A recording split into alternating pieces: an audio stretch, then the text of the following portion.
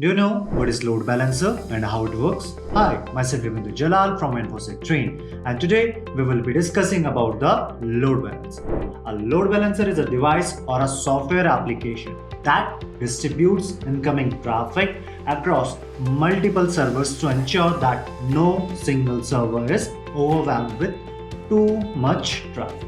The primary purpose of a load balancer is to improve the availability and the reliability of applications by distributing the workload evenly among servers. This helps to prevent any single server from becoming a bottleneck, reduces response time, and ensures efficient utilizations of resources. Let's see how it works. The load balancer uses load balancing algorithms to determine how to distribute incoming requests among the available servers, where different algorithms have different characteristics, and the choice of algorithm depends on factors such as the nature of the application being served and the hardware and network infrastructures.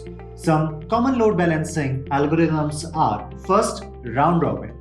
In round robin, requests are distributed across the servers sequentially, or you can say rotationally. For example, the first request goes to the first server, the second one goes to the second server, and third request goes to the third server.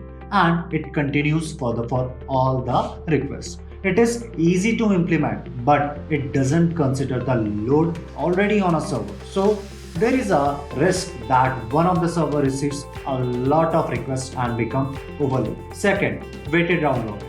It is much similar to the round robin algorithms. The only difference is that each of the resources in a list is provided a weighted score. Depending on the weighted score, the request is distributed to these servers. So in this method, some of the server get a bigger share for the overall request.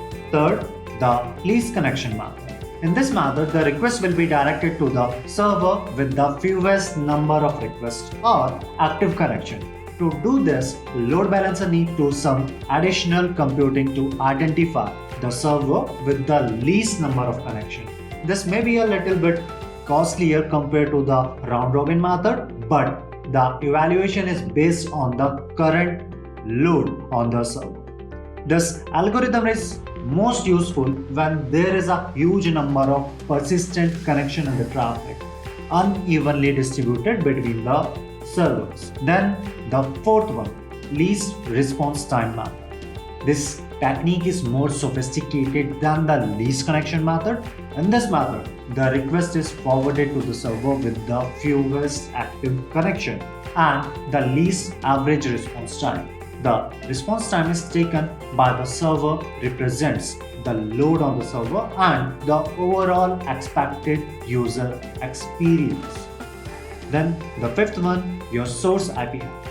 In source IP hash, the client's IP address is used to determine which server handles the request. Our cryptographic algorithms computes a hash based on the client's IP and the server's IP, ensuring the consistency in directing requests from the same client to the same server. This method helps maintain session persistence and is often used in scenarios where a client needs to interact consistently with a specific server. That is all for today.